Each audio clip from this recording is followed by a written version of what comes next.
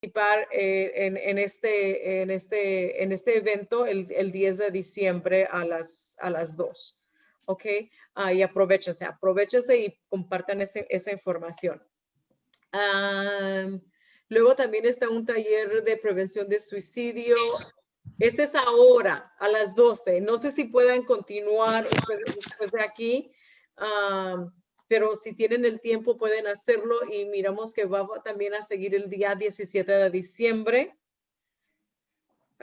Información también de cómo buscar ayuda para reducir el estigma sobre la salud mental. Con este grupo para mí no es ninguna preocupación porque ustedes están al tanto y al pendiente y las admiro mucho por eso. Así es de que si ustedes conocen otras personas, compartan esa información con otra gente que no tienen el acceso que ustedes tienen. También va a haber una recaudación de provisiones para jóvenes de crianza, o sea, foster youth y estudiantes sin hogar. Si pueden participar del 7 al 11 de este mes, de dejar cualquier cosa de higiene, juegos, botellas de agua, desodorante, wipes, pañales, tarjetitas de gift card, jabón, shampoo, o sea, todo lo que se considera en higiene sería fenomenal, pasta de dientes y tap office. Do we have a tap office address here? No, huh? It's not on here, no. Si alguien está interesada en participar en eso, comuníquense conmigo o Esmeralda para darles la dirección. La oficina de TAP está en Cerritos, huh? Yeah, it's in Cerritos. So, pero si pueden, ok, háganoslo saber y les damos la dirección que no está aquí ahorita. Queremos también hacer hincapié, ¿cómo se dice? Límite, las fechas límites para poder aplicar para UCs, del 30 de noviembre la pasaron al 4, se extendieron la aplicación, la fecha límite para aplicar al día 4. La Universidad Estatal la extendieron también hasta el 15 de diciembre, que es increíble porque si sus hijos no aplicaron y califican, ahora con más ganas, con más posibilidad, tienen más posibilidad de aplicar y no perderse de esta oportunidad. ¿Sabes? Ok. So, lo otro es Ms. Cross mandó un calendario bien interesante, padrísimo. Que si tiene su cámara disponible, tómenle fotos. Es un calendario de la bondad. Y es donde recomienda, es una sugerencia. Y me encantó porque es muy bonito el detalle que está allí de cada día hacer una cosita pequeña en cuanto a la bondad, el cariño, el amor, hacer algo. Y tiene diferentes ideas, como ofrecer ayudarle a alguien que está pasando por algún ya el último. Perdón. Ok, dar un comentario positivo a alguien, hacerle un regalito a alguien particular, a alguien que está sin hogar, dejarle un mensajito positivo como a sus hijos, hacerle una notita.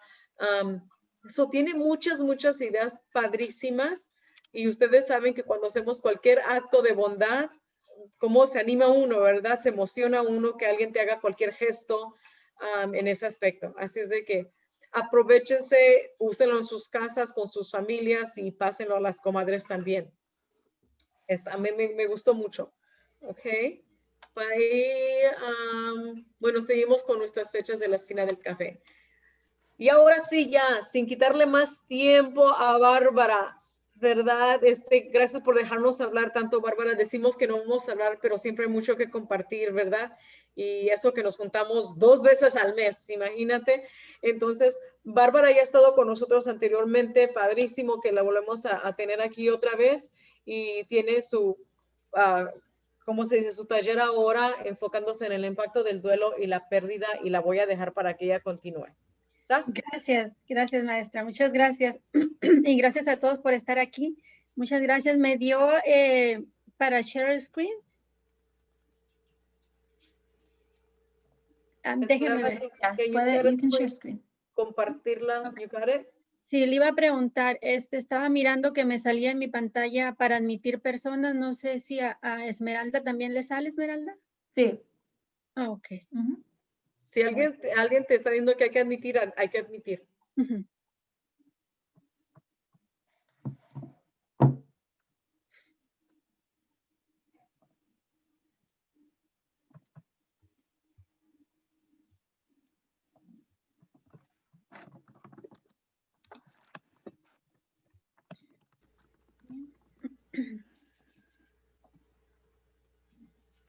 Bien, ya está aquí. ¿Se mira el PowerPoint? Sí, bien, qué bien. Bueno, pues muchas gracias por darme la oportunidad de estar aquí de nuevo con ustedes. Mi nombre es Bárbara Guerrero, soy promotora voluntaria del Departamento de Salud Mental del Condado de Los Ángeles. La psiquiatra, la psicóloga y consejera Silvia Esqueda nos entrenó para traer talleres informativos de salud mental. Y no quisiéramos hablar de esto, ¿verdad? Pero desafortunadamente ahorita varias personas están en esto, en un duelo a raíz de una pérdida. Entonces ese es el tema de nosotros. Para escuchar todos pedimos por favor que se mantengan los micrófonos cerrados. Tenemos acuerdos de que siempre lo que se habla aquí es confidencial. Somos adultos y vamos a tomar esa responsabilidad y es importante hablar de yo pienso, yo quiero, sin generalizar, ¿verdad? Siempre vamos a tratar de hacer eso sin generalizar. Bien, entonces vamos a comenzar con el taller. Si tienen alguna pregunta, abren micrófono y también lo pueden estar practicando en abrir y cerrar micrófono. Muchas gracias. Bien, pues entonces ahora la agenda de hoy, lo que vamos a mirar, esperemos que sí tenemos suficiente tiempo, es la definición del duelo. ¿Qué es el duelo? Las 5 etapas del duelo de pérdida, muy interesantes en las 5 etapas que pasa una persona a raíz del duelo. El impacto del duelo en un niño y en un adolescente, muy importante también. Síntomas del duelo y cómo apoyar al doliente. Unos consejitos, un tratamiento y vamos a tener un cierre. Bien, vamos a continuar. La definición de duelo. ¿Qué es el duelo? Es un estado de pensamiento, sentimiento y actividad que se produce como consecuencia de la pérdida de una persona o cosa amada, asociándose a síntomas físicos y emocionales. Y todo empieza en eso, ¿verdad? En el pensamiento. En el pensamiento que me genera un sentimiento y de ahí una acción, una actividad de cómo yo me voy a comportar ante una pérdida. En otras palabras, es una reacción emocional que se da frente a una pérdida. Una reacción emocional. Y ahorita vamos a ver a qué tipo de pérdidas. Dice, duelo es una experiencia común y dolorosa. Todos sufrimos múltiples pérdidas durante el transcurso de la vida. El duelo es una respuesta normal y saludable ante un duelo. El proceso del duelo es inevitable ante estas situaciones. Bien, aquí estamos admitiendo a iPhone. Ahí está. ¿Sí le salió Esmeralda a usted? Ok, bien. Bien, muy bien. Entonces decíamos que el duelo es una respuesta normal y saludable. ¿Perdón? Ok. Bien, creo que alguien tiene por ahí el micrófono abierto. Sí, bien, ok. Bien, entonces decíamos que es una respuesta saludable ante una pérdida, es una reacción normal que vamos a tener todos ante una pérdida. El duelo describe las emociones que se sienten cuando se pierde alguien o algo importante en nuestra vida. Entonces, cuando dice alguien o algo, no precisamente es un ser querido, ¿verdad? Puede ser una mascota, pueden ser otras cosas que para nosotros son muy, muy importantes. Entonces, la respuesta que tenemos ante estas pérdidas del duelo es el estatus, ¿verdad? El estatus, también el trabajo. El trabajo. Ahorita, desafortunadamente, son estas cosas las que varias personas están batallando y están llevando un duelo a raíz de que hemos perdido el trabajo. Muchas personas se han quedado sin trabajo. Entonces, ahorita a raíz de esta pandemia, todos estamos pasando la mayoría de las personas tenemos algo que nos ha pasado, como también la libertad de salir de casa, la libertad de hacer cosas que anteriormente hacía y ahora no hago. Ese también es parte de un duelo para yo ajustarme a mi nuevo sistema, a mi nuevo estilo de vida que de alguna manera se me ha impuesto, ¿verdad? No era porque yo lo escogí, sino la situación así se ha presentado. Dice, separación de los hijos o la pareja. Aquí podemos recordarnos si tienen niños que han ido al colegio, que se han mudado de ciudad, que tuvieron que escoger por gusto, por necesidad o por lo que sea, tuvo que haber una separación entre los hijos y los padres. Entonces también ahí se presta un duelo porque yo estoy acostumbrada a hacer algo, mi vida es esta y de repente ya no tengo a mi hijo o a mi pareja, ¿verdad? Mi pareja también puede haber divorcios, puede haber pues la muerte, enfermedad o simple sencillamente nos separamos. Entonces, ante todas estas situaciones, las personas, el ser humano responde con un duelo. Bien, vamos a continuar aquí. Dice, el proceso del duelo se inicia inmediatamente después o en los siguientes meses a la pérdida. Todos reaccionamos diferente. Implica un proceso interno de aceptación del abandono, lo cual es extremadamente doloroso y de lenta progresión. Desafortunadamente, así lo ideal sería para algunas personas o psicólogos o consejeros o personas que han estudiado más a fondo lo que se relaciona de lo que es el trauma, dijeran ellos, en una semana, si pudiéramos lidiar con eso, sería fabuloso, pero no hemos podido llegar a hacer eso. La mayoría de las personas duramos mucho tiempo en un camino muy doloroso y de lenta progresión. El periodo de tiempo o de duración varía de persona a persona.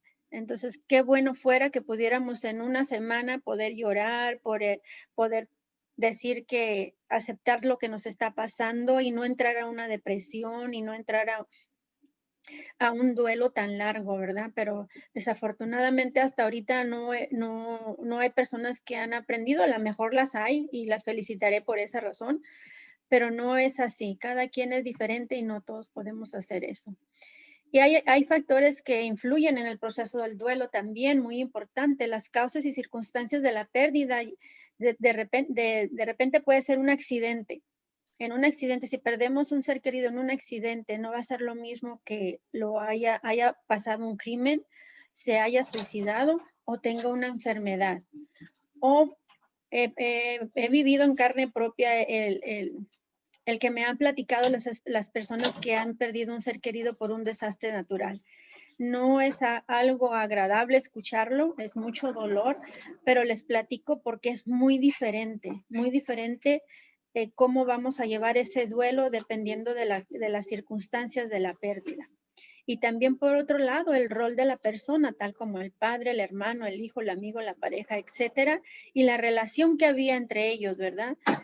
También en estos talleres hemos tenido muchas historias sobre esto, del duelo, cuando una familia o una mamá me platicó que perdió a su mamá y su mamá estaba en México, entonces allá la cuidaba una hermana y ella estaba acá en Estados Unidos, entonces ella se sintió muy juzgada de la manera de que ella llevaba el duelo porque ella no vivía cerca de su mamá. Entonces la hermana que vivía cerca de la mamá, ella decía que a ella no le dolía porque ella estaba acá. Entonces no podemos juzgar eso porque cada quien tenemos un dolor diferente. No importa que no estemos cerca de la persona que hemos querido, admirado y que pues un padre, una madre, ¿verdad? Para nosotros es lo máximo. Entonces no podemos juzgar por la distancia que cada uno tenemos, que se debe de respetar porque cada uno lleva su duelo de diferente manera.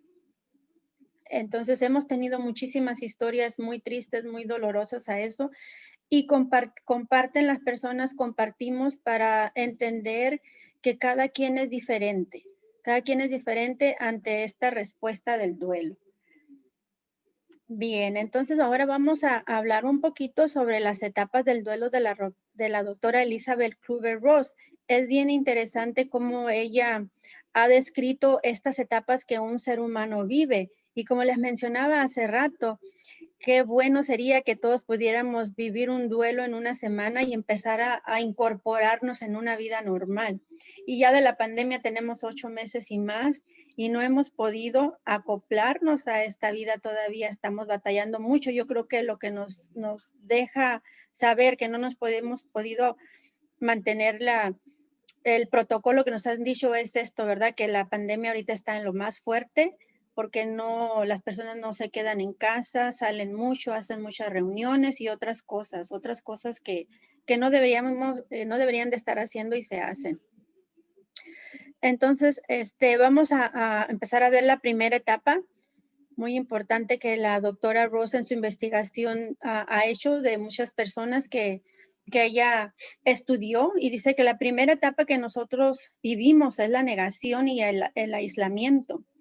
La negación no nos permite amortiguar el dolor ante una noticia inesperada e impresionante. Es un mecanismo de defensa de nosotros, ¿verdad? Entonces, yo digo, no, pues esto no está pasando, esto no puede ser, no es real, alguien, hablando de la pandemia, esto alguien lo inventó, lo que están propagando es solamente el miedo, nos están queriendo manejar como títeres, nos están queriendo imponer y yo tengo el derecho de hacer otras cosas.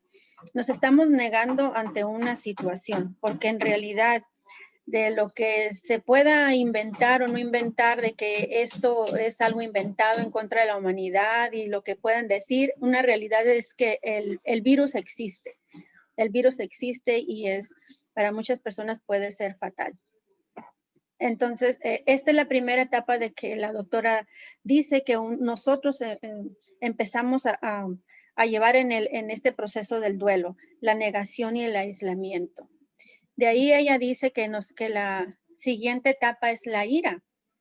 Entonces la negación es sustituida por la rabia y el resentimiento y surgen todos los por qué, ¿no? Aquí de que por lo que no hice, por lo que me dijeron, porque no le hice, si hablamos de una enfermedad, por ejemplo, la diabetes, que dice, ¿por qué no le hice caso al doctor? ¿Por qué si yo estaba en una prediabetes y me dijo que si mi alimentación la llevara de esta manera, yo podría evitar la diabetes? Entonces yo empiezo a decir, ¿por qué no le hice caso al doctor? ¿Por qué no comí saludable? ¿Por qué no dejé de comer tanta azucarita? ¿Por qué no dejé de comer galleta? ¿Por qué no hice esto? ¿Por qué no hice lo otro? ¿No? Entonces nos empezamos a enojar con nosotros mismos al recordarnos de que pudimos hacer algo y no lo hicimos, ¿verdad? Por eso ahí vienen todos los por qué.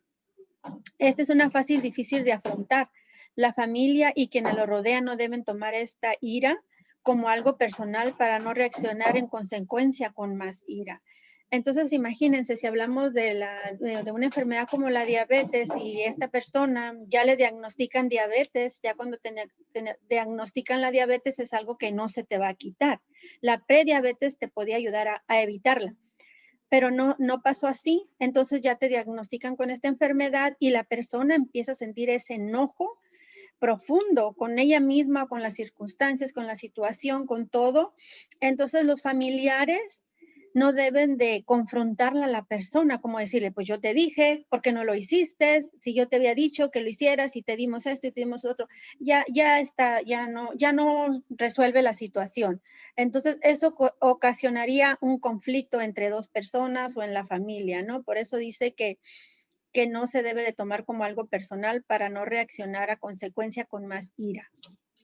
Eso es lo que aconseja la doctora Ross, poniendo el ejemplo de la diabetes, y puede haber muchos ejemplos, como ahorita de la pandemia, ¿no? De que si decimos, bueno, si alguien perdió un familiar y le decíamos, no salgas, hay que tener cuidado, esto es real, y pasó algo trágico, ya con lo que está pasando, ya está de más decir nada, ¿no? No enojarse, ni solamente entender a la persona por lo que está pasando.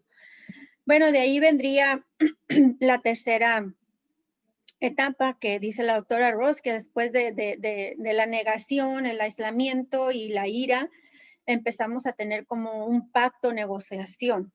Ante la dificultad de afrontar la difícil realidad, más el enojo con la gente y con Dios, surge la fase de intentar llegar a un acuerdo para superar la traumática vivencia, ¿verdad?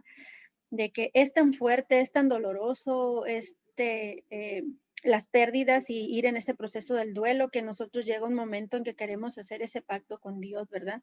Decirle, Dios, pues quítame este sufrimiento, quítame este dolor, ayúdame a seguir adelante, y empezamos a prometer cosas, ¿no? Empezamos a buscar esa negociación con el Ser Supremo para que nos ayude a lidiar con tan tremendo dolor. Entonces, esa sería más o menos la tercera etapa que una persona está viviendo en un proceso de un duelo de una pérdida, ¿verdad? De un ser querido o una cosa. Después, fíjense, después de haber negado, aislarnos, de tener coraje, de hacer pacto con Dios, viene algo muy peligroso que podríamos pensar que eso ya pasó o que no está ahí, y esa es la depresión. Es la cuarta etapa que un ser humano va pasando en el duelo. Cuando ya no se puede seguir negando, la persona siente una profunda tristeza que lo puede llevar a una depresión. Y miren, es decir, como aquí podemos pensar de que la persona ya se dio cuenta y ya está como en el final de la etapa del duelo, pero no. La depresión es solamente una tristeza profunda. Y la depresión, recuerden que no es una tristeza pasajera, es algo muy serio que debemos de tomar en cuenta. Este es un estado temporal y preparatorio solamente para la aceptación de la realidad, en el que es contraproducente intentar animar al doliente y sugerirle mirar las cosas por el lado positivo. Aquí, en una depresión, esta tristeza es tan profunda que te puede consumir y te puede quitar de hacer lo que anteriormente hacías, lo puedes empezar a dejar de hacer, y es como estar viviendo un cuento en una oscuridad donde no sabes ni cómo estás viviendo tu vida, no te alcanzas a dar tú misma cuenta de eso. Esta es una etapa en la que se necesita muchísima comunicación y apoyo de los familiares, de los amigos, de las personas que estén cerca, porque vamos a decir, es una familia, ¿verdad? Es una familia que ha tenido la pérdida, ya sea, están hijos, hermanos, padres, todo, estamos en una misma familia, pero ¿saben qué? No todos los integrantes de la familia van a llevar ese duelo de la misma manera. Entonces, por eso es importante el apoyo de la familia, el apoyo de los que están alrededor, porque unos van a reaccionar, como lo decíamos al principio, como para cada uno es diferente. Entonces quizás a algunos le dé una tristeza pasajera y a otros les dé una tristeza profunda, ¿verdad? Donde ya han caído a una depresión sin darse cuenta puede caer en una depresión. Y esa sería la cuarta etapa de la que la doctora Rose nos habló. Y esta etapa es muy delicada si saben de alguien, por ejemplo, en este tiempo que estamos viviendo de pandemia, en este tiempo tan estresante, de tantas noticias, del cambio de la vida, de que nuestra vida de repente cambió así, ¿verdad? Muy bruscamente. Entonces eso a cualquier persona lo puede llevar a una depresión. Recuerden, no vamos a juzgar a nadie porque todos somos diferentes y está de más decir, como hemos venido mirando las etapas del duelo, está de más decir, no te sientas así, o confrontar a las personas con enojo, o no necesitamos usar la empatía, de tener la capacidad de podernos poner en los zapatos de otra persona, porque cada uno somos diferentes. Ante esta situación que estamos viviendo ahorita, todos somos diferentes. Para todos es difícil, pero todos lo estamos llevando de una manera muy diferente, aunque todos seamos de una misma familia y vivamos en el mismo hogar. Entonces, la doctora Ross dice que después de que nosotros podemos estar viviendo en una depresión, que esperemos que no sea el caso de nadie de aquí ni de ningún lugar, ¿verdad? Porque la depresión no es una tristeza pasajera, es algo muy serio. Bien, de ahí vendría la aceptación, pero no hay que confundirse y creer que la aceptación es una etapa feliz. Es el principio, fíjense, de obtener un cierre a la pérdida. Es la esperanza. La esperanza es la que sostiene y da fortaleza al pensar que se puede estar mejor y se puede promover el deseo de que todo dolor tenga algún sentido. Entonces, cuando empieza una persona a decir, bueno, empezamos a ver que ya está como aceptando nuestra realidad, la situación que se está viviendo, sin tener ya sea la persona querida, o si hablamos de pandemia o hablamos de salud, si hablamos de la diabetes, ¿verdad? Ya no poder regresar a no tener una diabetes. Yo estoy aceptando que ya voy a vivir con una diabetes. Entonces es un principio nada más para decir, ok, no pude hacer nada para evitarlo o se me pasó la oportunidad de evitar mi diabetes, pero eso no significa de que ya estoy feliz, y ya sí vamos a aceptar que tenemos la enfermedad, pero de todas maneras es igualmente duro continuar todo el resto de nuestra vida con eso, con esa pérdida, con la aceptación de la enfermedad, con eso que tanto quería y ya no lo tengo, como es la salud o como es la pérdida de un ser querido, o si mis hijos se fueron de casa, o mi pareja me dejó, o mi pareja falleció, o tuve un divorcio. Entonces, la aceptación no quiere decir que es la etapa feliz. Es solamente quizás empezar a caminar ya sin la pérdida, pero igual con mucho dolor y mucha tristeza, ¿verdad? Entonces, hay que tener mucho cuidado en todas estas etapas que la doctora Rose nos ha enseñado. Todo esto es válido. Es válido sentir coraje, es válido quererme negar a la situación, es válido decir que el porqué de todo, el porqué de las cosas. Entonces es válido todo eso que nos está pasando. Es importante que validen lo que yo estoy sintiendo, pero tan importante es buscar ayuda si esto continúa por mucho tiempo. Una depresión no debe de continuar por más de 2 semanas, esos síntomas. Entonces es muy importante buscar ayuda. Recuerden, si alguien quiere comentar algo, podemos abrir micrófono y ya después cerramos micrófono y seguimos adelante.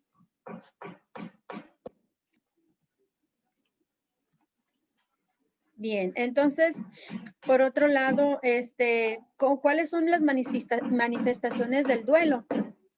Bueno, las manifestaciones de un duelo es un proceso personal, íntimo, y unido a nuestro sentido de identidad, que se acompañan en numerosas alteraciones en los sentimientos y la percepción de las cosas y el comportamiento.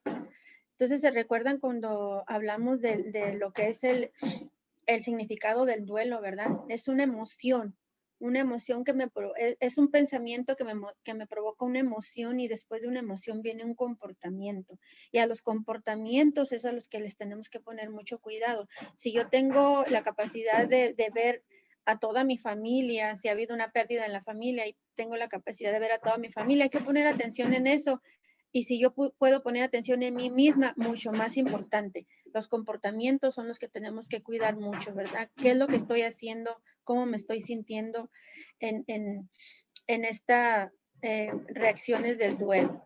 También vienen los sentimientos, el sentimiento de tristeza, ira, culpabilidad, autorreproche, ansiedad, soledad, fatiga, desesperanza, shock, lamentos y frialdad. Entonces, estos son algunos de los sentimientos que nosotros podemos estar sintiendo son unas reacciones, ¿verdad? Del duelo. Se me movió la diapositiva. Entonces, estos son algunos de los sentimientos que podemos estar sintiendo y hay que ponerles atención. Les digo, es válido y es saludable cuando esto es por poco tiempo, ¿no? Que de repente me dio coraje lo que me pasó y pues quiero patalear, quiero agarrar la almohada y gritar en la almohada, no golpear a nadie, ¿verdad? es válido, todo eso hasta ahí es válido, sentirme sola, sentirme con ansiedad, tener lamentos, tener frialdad también es válido, pero lo que no es válido es que estos sentimientos duren mucho tiempo.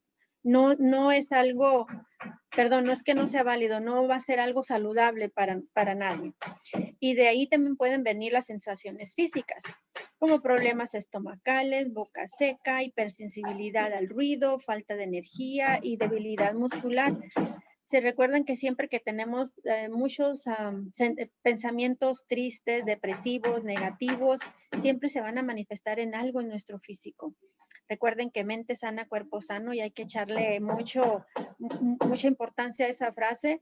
Entonces, si nosotros queremos seguir en esta vida, porque hay personas que dependen de nosotros, y queremos seguir en esta vida de una manera buena, óptima, recuerden que el dolor es inevitable. El dolor ante una pérdida es inevitable. Nadie va a poder dejar de sentir dolor. Pero saben que el sufrimiento es opcional. Entonces, lo que mi persona les sugeriría a ustedes, si se pueden a pensar entre el dolor y el sufrimiento, no escojan el sufrimiento, porque el sufrimiento nos va a acabar con nosotros, nos va a acabar con nuestro buen sentido del humor, nuestro ánimo y nuestra salud. Entonces, yo digo que piensen en eso. El dolor es inevitable, pero el sufrimiento es opcional.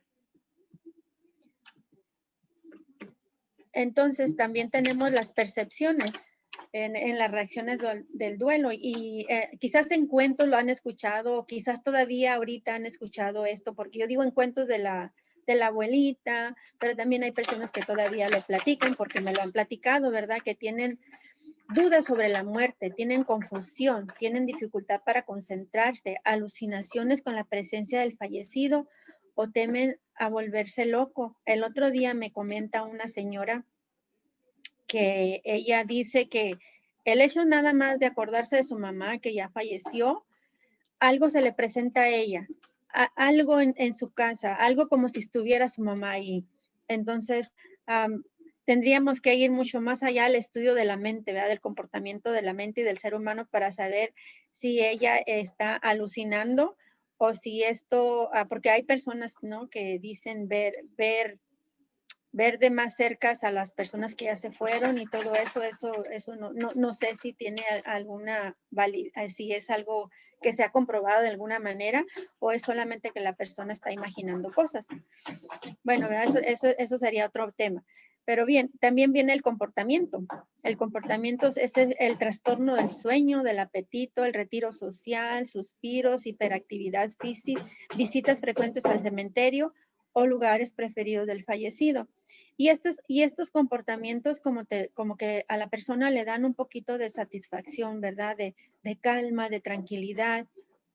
Y yo, como les comentaba hace rato, de que hasta cierto tiempo puede ser sano, pero ya si esto se vuelve por mucho tiempo y usted no hace lo que usualmente hacía por estar queriendo hacer otras cosas, como ir, siempre estar yendo al lugar de la persona que falleció, o estar en el cementerio por mucho tiempo y esas cosas, recuerden, es parte de la depresión, entonces hay que tener mucho cuidado. Ya no es saludable para alguien que continúe por un largo tiempo con ese tipo de comportamientos.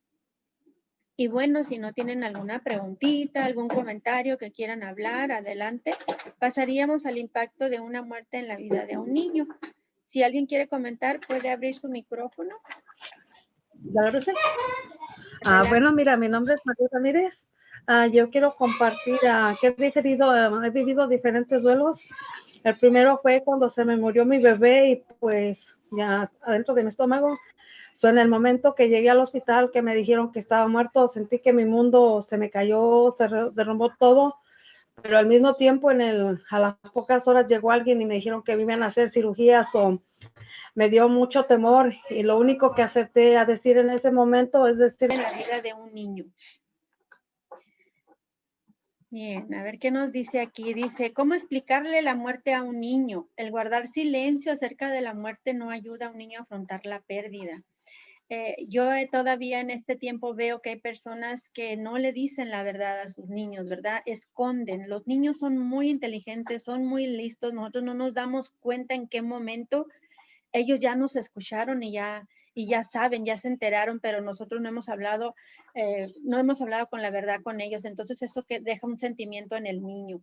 La explicación debe mantenerse tan clara y simple y directa como sea posible. No les tenemos que andar con rodeos, no les tenemos que inventar cuentos de que si se fue de viaje y luego regresa. Eso ha pasado de que han dicho, no, pues no le queremos dar ese dolor al bebé, al niño, ya un niño de unos 2 añitos, a los niños, especialmente a los niños, son muy, muy inteligentes, ¿no? Nunca hay que menospreciar la capacidad que tienen ellos porque es muy grande de entender la situación. Que les dicen, se fue de viaje y no va a regresar por mucho tiempo, ¿no? Y crece el niño y cuando ya es un adulto que se crió con esa idea de que se fue de viaje, pues se le ocurrió al niño irse de viaje a buscarlo, ¿verdad? Entonces imagínense otro dolor, primero de que se fue de viaje y luego el que en ese momento ya un adulto decirle la verdad. Entonces es importante mejor hablarles a los niños con la verdad y tan clara y posible dependiendo de su edad directo. Debe decirse la verdad suficiente para el nivel de desarrollo. Las preguntas deben ser respondidas con honestidad, sin rodeos, asegurándonos de que entienda la información. Por eso, debe ser muy, muy clarito y sencillo, sin rodeos, porque cuando les damos muchos rodeos, como que los confundimos y al último como que pensaron que era un cuento o una historia y no era lo que en realidad estaba pasando, ¿verdad? Entonces también debemos de transmitirles seguridad de que ante la pérdida, ya sea de un ser querido, de una mascota, de algo importante para ellos, porque saben, no tiene que ser un ser querido, una persona, puede ser una mascota y una mascota puede doler mucho o igual si una persona se ha ido. Un juguete, el que el niño se cambie de casa, el que el niño cambie de escuela, entonces está adaptando a algo nuevo. Entonces de alguna manera perdió lo que tenía, lo que era común para él, lo que miraba día a día, ya sea el juguete, el animalito, el cambiar de un grado a otro, ya no tiene los mismos compañeros, los mismos maestros, las mismas aulas. Entonces, fíjese, hay que tener cuidado con eso y hay que hablar con los niños, ¿verdad? Con la verdad, clarito, sencillo, para que ellos entiendan. Entonces, así como los adultos, cuando empezamos el taller decía de que a qué íbamos a reaccionar ante un duelo, ¿verdad? Ante el estatus, ante el divorcio, ante la pérdida de un ser querido, la separación de los hijos de la pareja. Entonces también los niños y los adolescentes viven un duelo en cada cambio que tienen ellos. Y si hablamos de pandemia, pues imagínense, ellos están viviendo un duelo ahorita todos, adolescentes y todos, en el nuevo cambio que hubo ahora. De que ahora de otra manera estoy tomando la escuela, de que de otra manera estoy conviviendo todo mi día con mi familia y de otra manera me comunico con los amigos, ya no los puedo ver en persona. Entonces, todo eso, muchachas, es un duelo que estamos viviendo todos ante esta situación. Son cambios de los cuales tenemos que hablar y transmitirles seguridad de que esto no va a durar para siempre, de darles una explicación clara y sencilla y evitar ver noticias y ver, a veces los mismos niños que no tienen supervisión de papás están pasándole a otros niños informaciones muy, muy pues negativas, ¿verdad? Entonces hay que estar al pendiente de ellos. Hay que transmitirles seguridad. Este tiempo es de mucha incertidumbre. Entonces los niños pueden sentir inseguridad a todo. Y es importante transmitirles esa seguridad. Y algunas sugerencias para apoyar a un niño con una pérdida: permitir que participe en ciertos ritos funerarios de acuerdo a la edad. Mire, Ahorita todavía es mucho más difícil, ¿verdad? No podríamos hacer eso, pero si se muriera una mascotita, ¿qué cree? ¿Sabe que también puede hacer un rito para su niño, para decirle, darle un entierro al perrito o igual otras cosas también pudiéramos hacer una ceremonia, un rito para decir, no es que vamos a hacer una misa y todo eso, sino que algo que a usted le conforte para ver que eso ya no está ahí. Ese perrito se puede enterrar, se puede darle el adiós, ¿verdad? A las cosas. Y también es importante tomar parte en estos actos, pues, cuando toman parte en estos actos puede ayudarle a comprender qué es la muerte y a iniciar mejor el proceso del duelo. Desde chiquitos van entendiendo ellos qué es la muerte, y van a poder ellos vivir su duelo a su manera, pero con el tiempo ellos van a mirar, ¿verdad? Y van a comprender más de las pérdidas. Y si es posible, es aconsejable explicarles con anticipación qué verá, qué escuchará y por qué de estos ritos. Estamos hablando de los funerarios, ¿verdad? En este caso, de que es más importante que si yo voy a llevar a mi niño a una funeraria, a un velorio, yo explicarle qué va a mirar, cómo son, qué se hace ahí, porque si no les explicamos nosotros con anticipación, va a llegar quizás alguien a explicarle o a decirle algo y quizás no sea de la mejor manera y no nos va a agradar la reacción que pueda tener nuestro pequeño, ¿verdad? Por eso es importante nosotros decirle con anticipación. Y si ha pasado, ha tenido alguna pérdida sus niños, los adolescentes, y no se pudo hablar de las cosas con anticipación, no se pudo manejar la situación de la mejor manera, se nos salió de las manos, no pude, todos estábamos en ese proceso que me impidió, ¿verdad?, hacerlo. Pongan atención si hay señales de alarma. Por ejemplo, los niños pueden llorar en exceso durante periodos prolongados, pueden tener rabietas frecuentes y prolongadas, un periodo prolongado de la pérdida de interés en los amigos y en las actividades que solían gustarle al niño. Y ojo con esta frase porque ahí podemos estar hablando de una depresión. A los niños, a todo mundo le puede dar una depresión, no nada más a las personas adultas ni a los jóvenes, también a los pequeñuelos les puede dar una depresión. Y también si tienen pesadillas frecuentes o problemas del sueño o miedo a quedarse solos, también son señales de alarma. Por eso le estamos hablando señales de alarma aquí, ¿verdad? Comportamiento infantil durante un tiempo prolongado, que ya era un niño grande y de repente ¿cómo se dice? Se fue para atrás, ¿verdad? A hacer comportamientos de más pequeño. Imitación excesiva de la pérdida de fallecidas, expresiones del deseo de reencontrarse con el fallecido. Esas, si el niño manifiesta ese tipo de sentimientos o ha dicho algo así, eso también nos puede estar hablando de una depresión. Cambios importantes en el rendimiento escolar o resistencia a ir a la escuela también nos está hablando de que hay una depresión. Por eso se llaman señales de alarma. Tengan mucho cuidado en eso. Si miran algo así, hay que hablar con él. Si yo hice varias cosas y no ha cambiado nada con nuestros niños, con nuestros adolescentes, yo hice lo que pude, hay que hablar con un profesional de la salud. El impacto de una pérdida de muerte en la vida de un adolescente.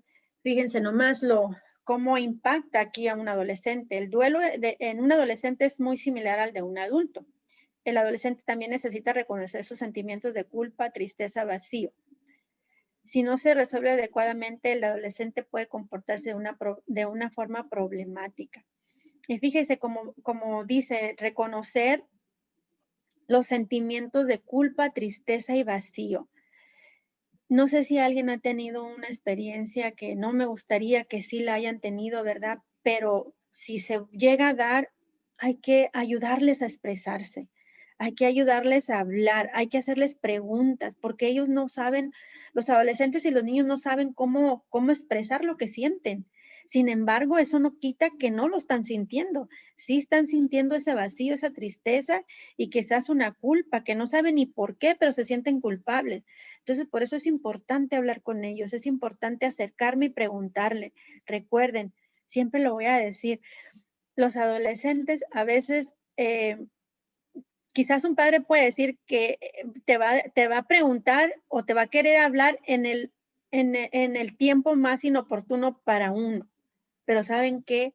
Para que un adolescente o un niño te quiera decir algo, lo ha venido pensando por un tiempecito y llega el momento en que le dio el valor de hablar y decir algo y de repente, ¡chin!, nos agarró lavando trastes o cocinando o en una llamada por teléfono. ¿Y qué vamos a hacer? Le voy a decir, no, espérame, estoy ocupada. ¿Y saben qué? Se nos puede ir la oportunidad. Entonces pónganse a pensar en eso, de hablar con sus hijos con tiempo, hablar con sus hijos y si en algún momento les quieren decir algo, aprovéchenlo. Es más importante escucharlos que otra cosa. La llamada la podemos retomar, podemos apagar la estufa, podemos continuar lo que estamos haciendo quizás después. Pero piénsenlo y ya después me platican qué. Porque fíjense, las manifestaciones en el duelo en un adolescente, ¿cómo pueden ser? ¿En qué pueden caer? Pueden caer en una depresión. Van a empezar a manifestar dolores físicos, ¿verdad? De que les duele la pancita, les duele la cabeza, quizás tienen sudor, quizás otras cosas físicas que les pueden estar pasando que los puede llevar al doctor. Y también pueden tener conductas desafiantes, donde se ponen muy enojoncitos o muy contestones. Entonces, antes de juzgarlo y nosotros enojarnos con ellos, pregúntenle, ¿qué te pasa? ¿Por qué estás así? Vamos a tomarnos un tiempo de calma, respirar y no sobrereaccionar y decir, espérame, tú no eres así, ¿qué te pasa? Entonces ahí ya nos da quizás el pie para seguir indagando de qué le está pasando y lo que no esté pasando sea una depresión. Por otro lado viene la promiscuidad, porque luego dicen, ¿verdad? La confusión de buscar atención y cariño en otro lugar porque en casa no lo tengo, pero se me vuelven promiscuos. Entonces andan buscando compañeritas o el amor en una parejita y en otra parejita y en otra y entonces eso ya es otra cosa, ¿verdad? Se puede convertir en promiscuidad. Intento de suicidio, que es lo que queremos evitar. El intento de suicidio, que también es un tema aparte muy intenso, que también hay que hablar de eso. Y también puede ser deserción escolar y luego alcohol y drogas. Y luego nos preguntamos, muchachas, ¿por qué los niños ahora, por qué hay tantos niños usando drogas? ¿Por qué hay tantos niños usando alcohol? ¿Por qué ahora? ¿Por qué? ¿Será que hay muchos hogares disfuncionales? ¿Será que se nos pasó algo? No tiene que ser precisamente que somos los peores padres, pero quizás se me pasó algo. Y si me recuerdo de que cada uno es diferente y va a reaccionar diferente ante una pérdida, pues puede que lo que se le va a ocurrir al adolescente es buscar una droga, un alcohol para ya no acordarse y no pensar en lo que lo está torturando emocionalmente, ¿verdad? Entonces yo les pregunto mucho a las mamás, ¿qué miran ustedes en vecinos o en comunidades o quizás hasta en nuestro propio hogar? Puede haber alcohol. El alcohol por sí solo, aunque sea una copita, 2 copitas de vino, ya nos transforma y nos hace ver y nos hace ser diferentes. ¿Cómo lo ve un adolescente eso? ¿Cómo lo ve un niño eso? ¿Qué sentimiento le provocamos cuando ve a papá y a mamá que están risa y risa o a lo mejor están peleando cuando se toman una copa de vino? Entonces, no precisamente tiene que ser mucho lo que hay en casa, sino que más bien cómo le impacta a cada persona en el hogar. Por eso digo, mejor fuera de alcohol y drogas en casa es mejor, porque los adolescentes no saben cómo manejar eso y puede terminar en algo muy peligroso.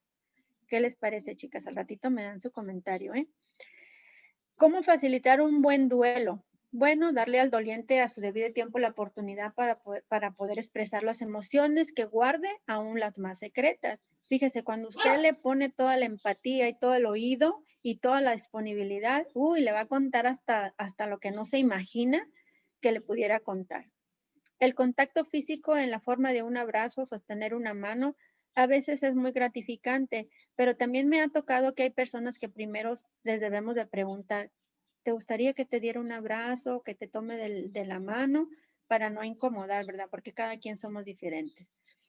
Visitas periódicas al doliente, escuchar y validar sus sentimientos. Ya veníamos hablando mucho de eso. Entonces, si la persona permite que irla a visitar y como ahora no podemos visitar, pues hablar por teléfono una buena manera para escuchar. y siempre validar lo que están sintiendo.